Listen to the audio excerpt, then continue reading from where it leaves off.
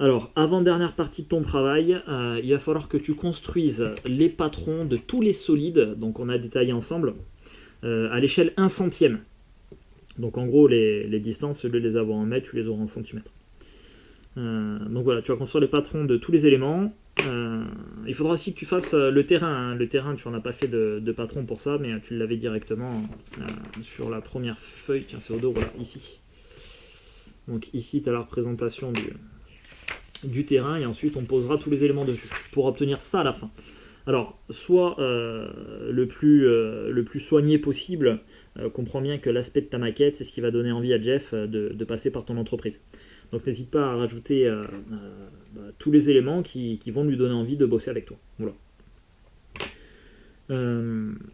Donc ça c'est pour la conception de la maquette, et pendant que tu t'y colles, alors il va falloir que tu sois patient, hein, encore une fois, parce qu'il y a des objets si tu veux qui sont pas forcément évidents à construire en maquette.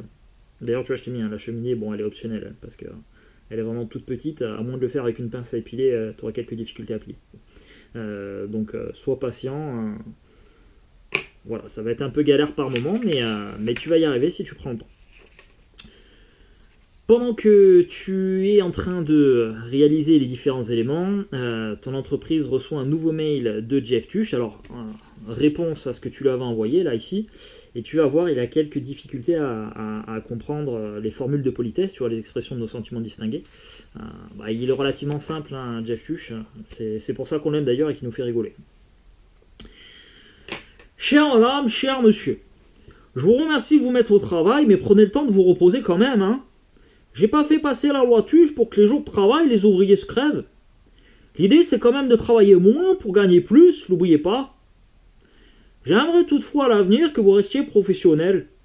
Ça veut dire quoi, l'expression de nos sentiments distingués?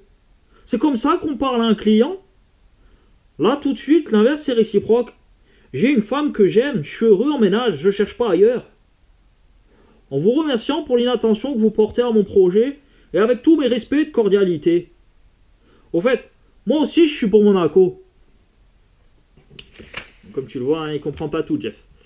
Alors, tu vas prendre donc le temps, donc ça sera la dernière partie de ton travail quand tu as fini de faire la maquette. Tu vas prendre le temps de répondre à Monsieur Tuch ci-dessous.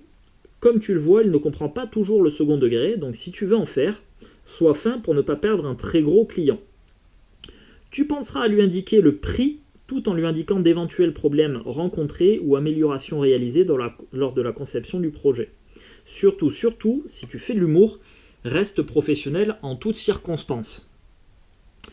Donc tu vas rédiger la lettre, le mail. Alors, tu vas l'envoyer à ton boss d'abord, parce que justement, lui, il n'a pas envie de perdre le client.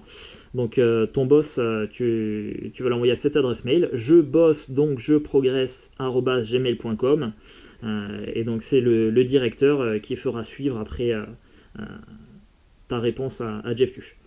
Donc tu l'envoies ta réponse plus les photos de la maquette une fois terminée. Allez, bon courage.